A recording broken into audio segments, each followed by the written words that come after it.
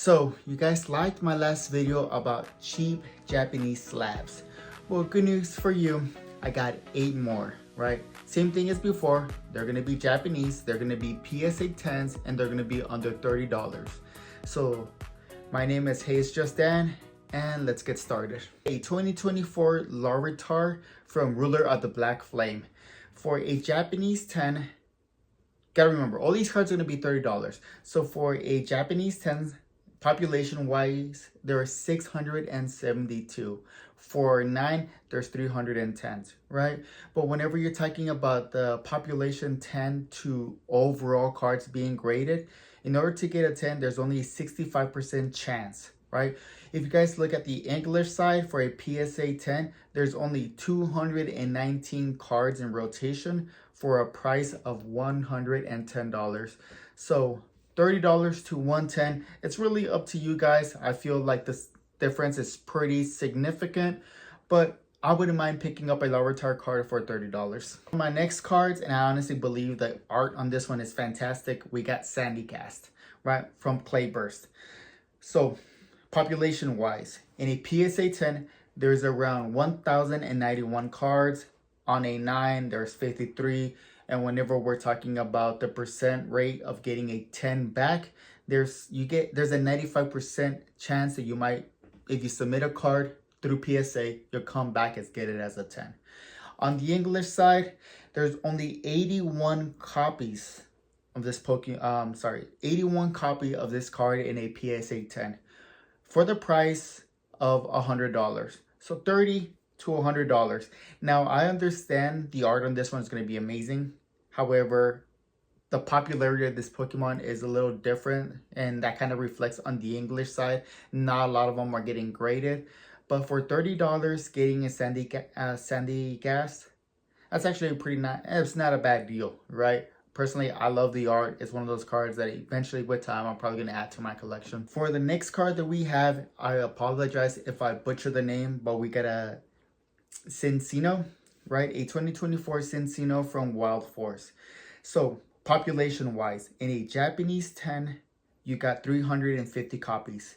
On a 9, there's 61. Overall population or gem rate return, it's an 84%. So you submit a card, 84% chance that you come back as a 10. Overall, those numbers aren't too bad, right? In English, right, in the English side, there's only 366 copies, so a little bit more than Sandygast, right? But it's gonna go for $100. So, which is kind of like interesting dilemma, right? You can either get it Cinccino, there's 366 copies with a market price of $100, or Sandygast with 81 and for $100 too. I would go with a lower population. And plus, I think Sandygast is a better looking card. But regardless, $30 for a Cinccino is not horrible. So I'm just gonna call it G or graffiti. I'm just gonna call it graffiti, right? With that being said, we're talking a 2023 graffiti from Clayburst.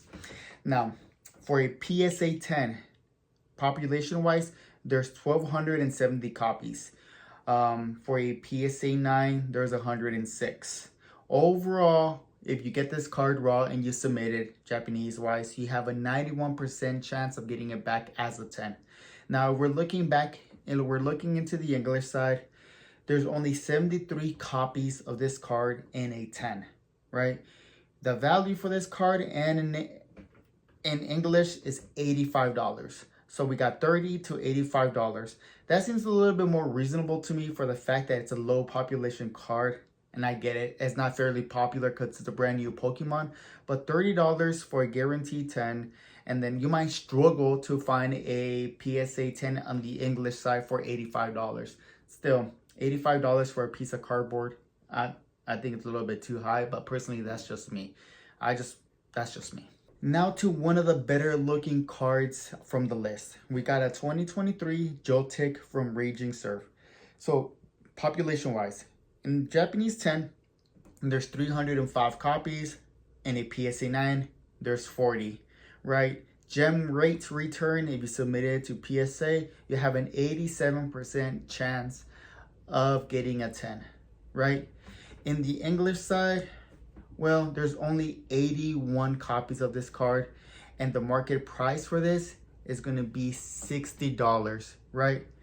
That's interesting, right? Considering that for the most part, English cards are pretty expensive, but you're looking at the double, which kind of makes sense.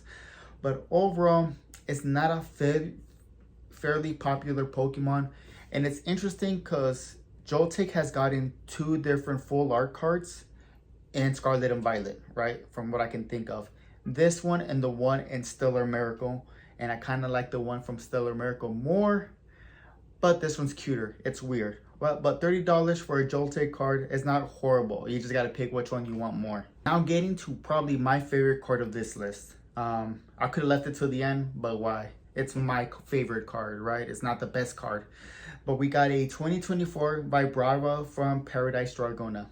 Now, I think this card is absolutely beautiful. I'm not gonna lie. So let's talk about population. In a Japanese 10, we got around 276 copies, right? In a PSA 9, there's 21. Now, if we're looking for like a gem rate return, it's 90%. So the odds of you getting the card and submitting it yourself are fairly good, right? So for $30. Now, on the English side, there's not that many copies. Like PSA doesn't even give you like an exact number of how many copies there is. But whenever I look at eBay sold listings, you can find this card varying from $49 to $59. So it's around that $50 to $60 range, which is interesting. Regardless, to me, this is one of my favorite cards because it just looks absolutely beautiful.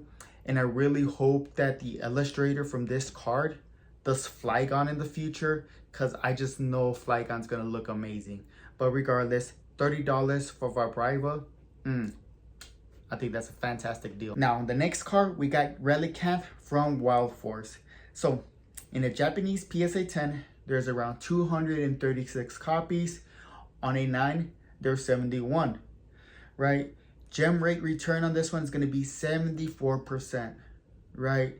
So, $30, or you can submit it yourself, and you have a 70% chance that's going to come back as a 10. We look at the English side. For the English side, there's 161 copies for the market price of $85. Now, I'll be honest, I don't think I've really ever come across anyone that says that Relicanth is my favorite Pokemon. It's a neat Pokemon, it's nice, and the art of this one is pretty good too. So justifying $85 for, I'm not going to say the mid-tier Pokemon, but for a mid-tier Pokemon with a fantastic art, I don't know, pretty debatable.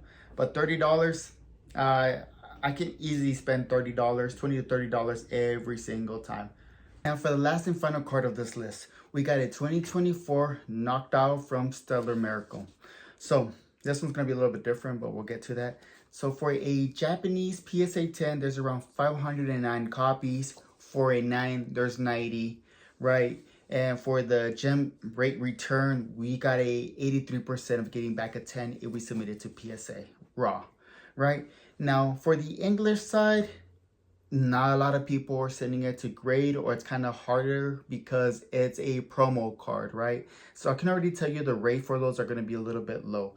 But not a lot of data's out there, but for the most part, in ETB Noctowl, you know, like the standard ETB promo card, the Black Star promo, you can get a PSA 10 for like around $60, right? Which is not horrible.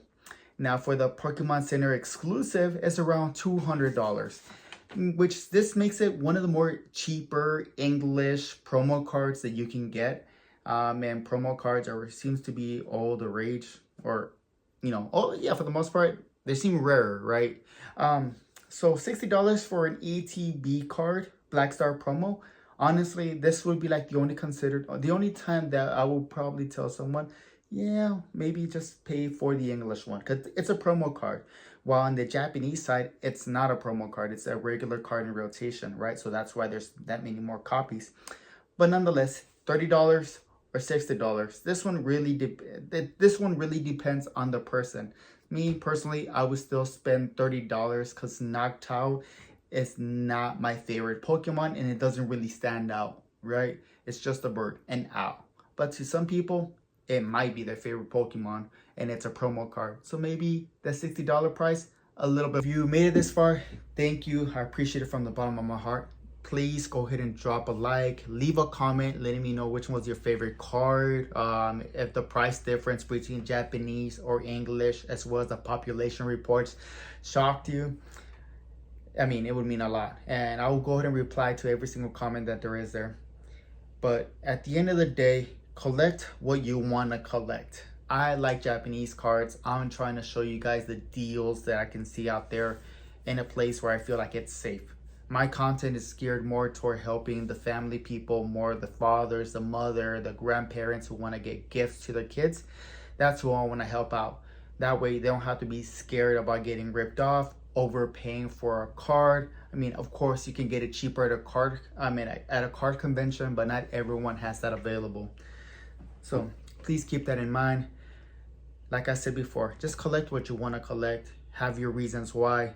If you're trying to make a quick money or like a quick buck out of this, I'm not going to be your guy. I can promise you that. I have no insider trading. I don't know what cards are going to blow up, and there's no speculation behind that.